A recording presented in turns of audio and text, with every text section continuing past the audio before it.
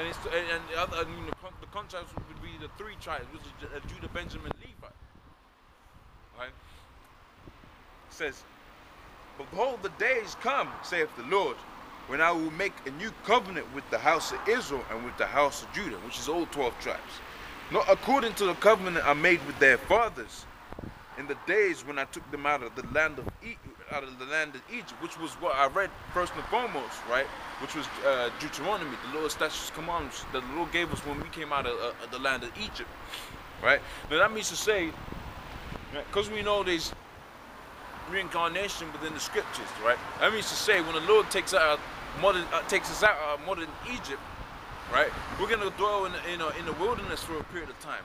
Then the Most High is gonna execute give us a new heart, right? That heart of a new, based upon the new covenant, that heart of flesh, right? Which we're gonna see is us basically being programmed. Which heart comes from a Hebrew word la'ab, meaning mind, right? Which basically means to say that we ain't gonna go off on the Lord's statutes and commandments. That basically means to say we're gonna live deliciously, right? Why? Because the Most High is gonna be in a constant state of blessedness, right? Because we're keeping the Lord's statutes, commandments of the Lord.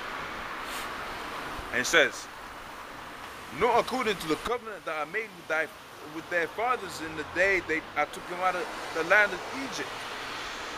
Took them by the hand to lead them out of the land of Egypt, because they continued not in my covenant." Right? And I regarded them not. Right? The Most High didn't regard us when we basically didn't keep our part of the agreement. Right? And we can see it right now. The Most High didn't regard us. We're the lowest people upon the face of the planet. Right? You Negroes, Hispanics, Native Americans, you Caribbeans, right? You Northern Americans, right? Sorry, you Southern Americans. I've been saying Northern Americans all day. No, you Southern Americans. Right? South Americans, you Mexicans, you're the people of the Most High, right? Right? That's why you're the lowest people upon the face of the planet right now, because you didn't keep Lord's statutes and commandments of the Most High for the last couple of hundred years, going into 1,000 years. Right? Because wherever we went, really, we haven't been in power for the last 600 years, because in the 1400s, that's when, you know, the so-called dark age, we was in power. Right? You read any book about the Moors, that's talking about Israelites, man. They ain't talking about some damn Muslims, some damn Arabs. You're talking about the 12 tribes of Israel when we was up in the European countries rooted in Europe. But they don't tell you about that in your National Geographic, your Nat Geo. Right? According to these people, white people have been ruling since the dawn of the age. That's not true. Right? You pick up a book, right? You go to your libraries, right? All it has is all white faces. So the Egyptians were white, yeah? Right? And the Greeks were white. Okay, the Greeks were white. The Romans were white. Right? But the Babylonians were white too. Right? It clearly says that the Babylonians came out of Ham.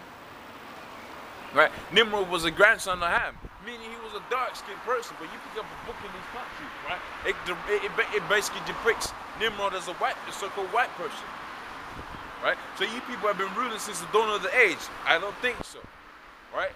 You people have been really ruling for the last 600 years, going on to 600 years. And basically the Most High is about to take you down right about now, because you've only been 600 years. Look how much wickedness, right? In accordance to the prophecy in Maccabees, or really the historical account in Maccabees, the first chapter, right? That when these people was going to bear rule of this planet, wickedness increased upon the face of the planet.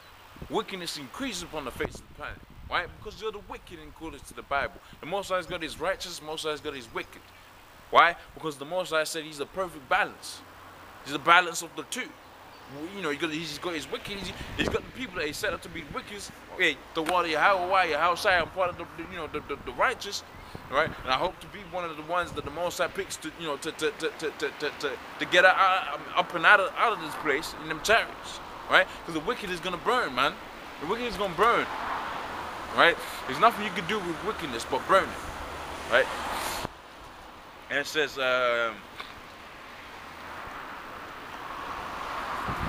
"And they continued not in my covenant, and I regarded them not, saith the Lord. For this is the covenant that I will make with the house of Israel. After those days, saith the Lord, I will put my laws into their minds and write them in their hearts, and I will be them. I will be to them a God, and they shall be my people. And they shall not teach every man his neighbor. Right, and that goes into something else. But basically, that goes to, yeah. And they shall not teach every man his neighbor and every man his brother, saying, know the Lord, for all shall know me, from the least to the greatest. Now that's talking about amongst Israel, because I mean we just seen the covenant is between the Most High and Israel, right? So if the Most High is gonna then say the least to the greatest shall know the Most High, who's he talking about? He's talking about, well, he's already addressed a people, right? If you go to a convention, right, and basically that if you're speaking to a group of people and you've already addressed them and you say all of you shall, so, all of you are gonna get this, that doesn't apply to the whole world. That applies to that group you've already pre-addressed. Now, I mean, linguistically speaking, you would have to readdress the whole situation again and say, right now, the whole world, right, as in the whole inhabited earth, is going to get this, and that you shall know the Most High. No, this is talking about Israel. Israel's going to know the Most High. That goes to show you, really, that whole paragraph goes to show you that the Most High is still only dealing with Israel. Most High hasn't done away with Israel. I mean, see, you people are so bugged out your mind. One minute you're saying the Most High has done away with Israel. Next minute you're saying them gutter rights to the real Jews. That makes no sense. That makes no sense, man. And that goes to show you that knowledge and wisdom shall be the stability of that time, because that's an unstable way of thinking. Right? And when it comes to situations that mean life and death, right?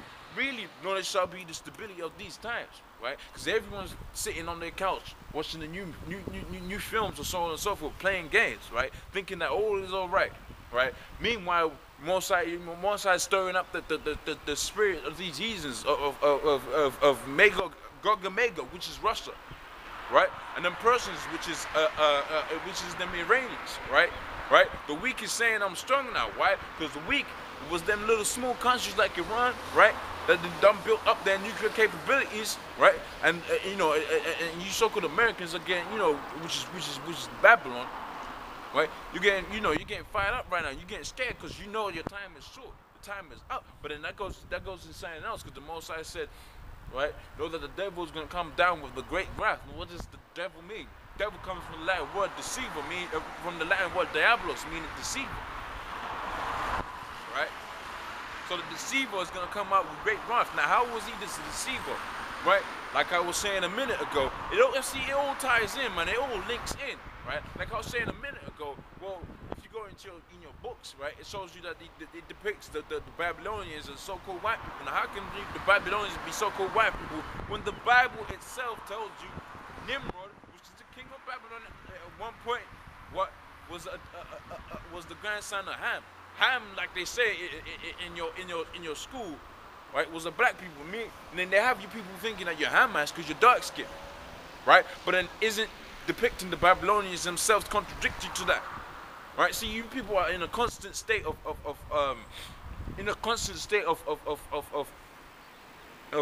imbalances, right? If the Babylonians were white, then the Hamites would be white, right? But that's not the case, right? But then this man will have you believe that you're a Hamite, right? So you people gotta get into these scriptures, man. You gotta take the time out to study these scriptures, man, and to the best of your ability, right? Because hey, sometimes you might not be able to do it as much as you want to do it, right? But hey, this truth is gonna be on your mind constantly. It's gonna be on your mind constantly, weighing out righteous judgment, right? That goes for me as well. I gotta, we all gotta be into this word, man, right? It says, for I will be merciful to their unrighteousness and their sins and their iniquity, and I will remember no more. And that he saith, a new covenant he hath made the first old, now which is decayed and waxed old and ready to vanish away. Now that, Psalms 147 basically says that, the Most High has only dealt with one people. Let's bring it out. This is Psalms 147 and 19.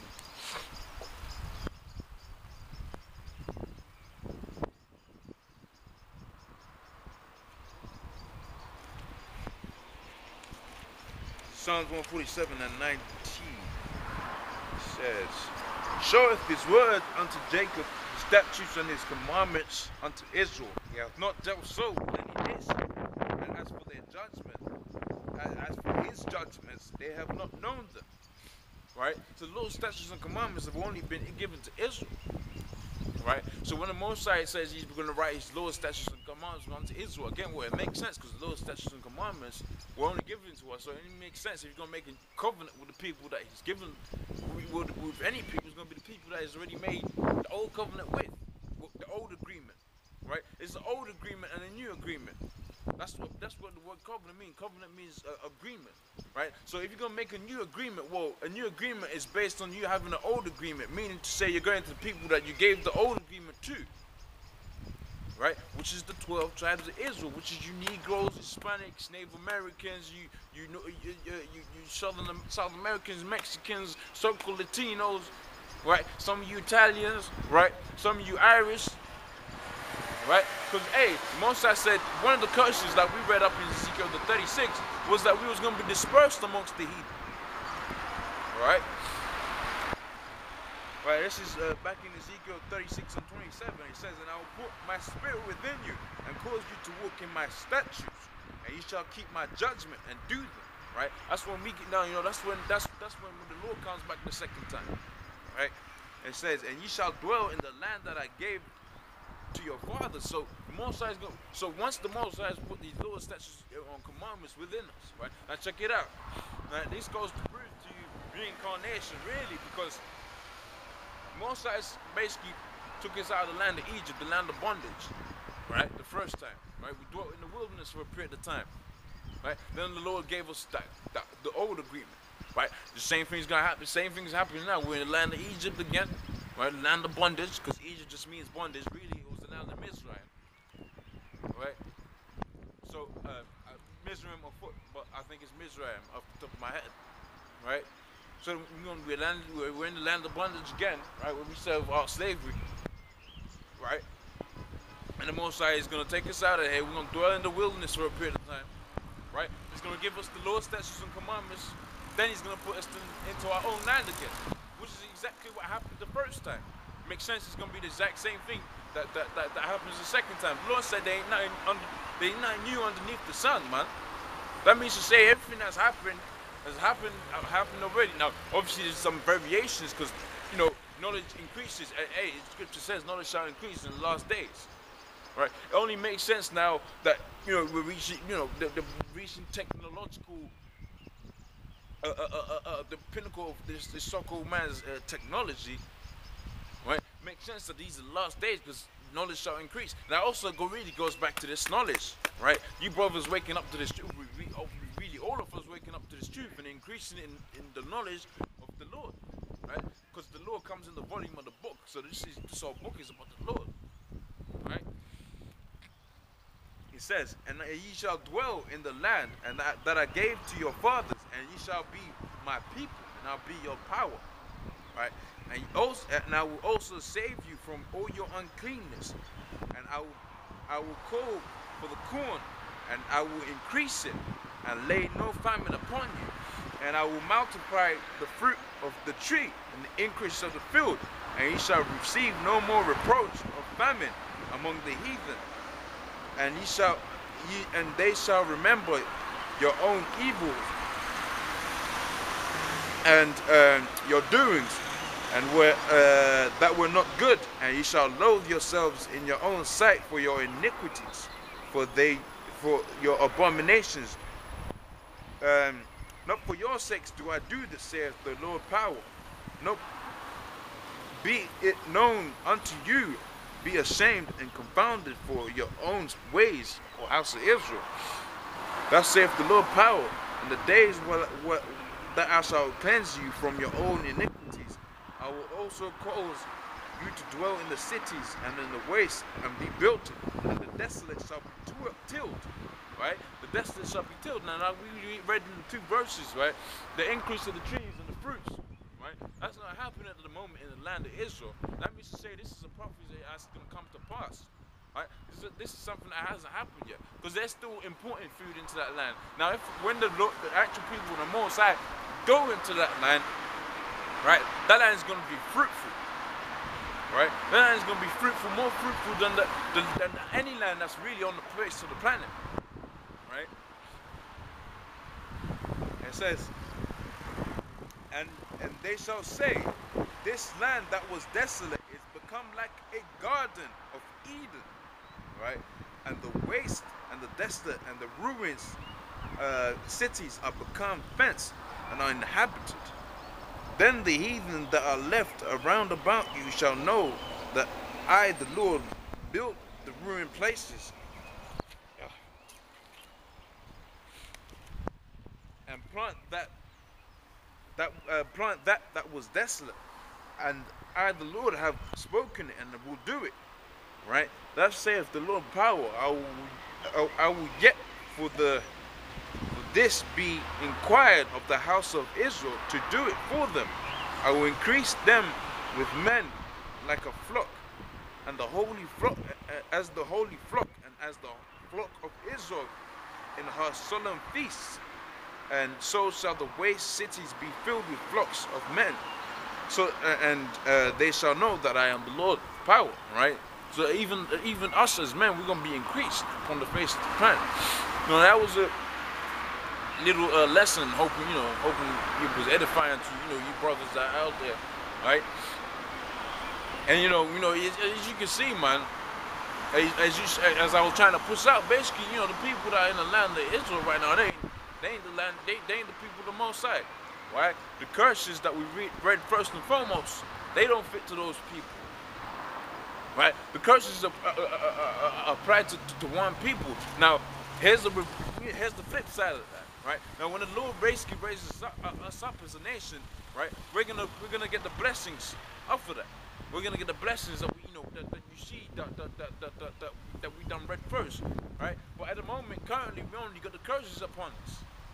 Right? Now, as you can see, from the people that are dwelling in the land, which is the people of Edom, Idumea, right? Those ain't the people of the Most High, because the people of the Most High was there, according to Ezekiel, the 36th chapter, right? That land will be fruitful, right? Fruitful in terms of trees, men, right? Flock, whatever you want, whatever you want, name it, it was gonna be there, right? Now, hopefully, I put that point across tonight, and we'll say double honors to the elders again, right? Barakatah Yahweh, Yahweh Shai, to all you brothers that were pushing this truth in sincerity, right? Shalom.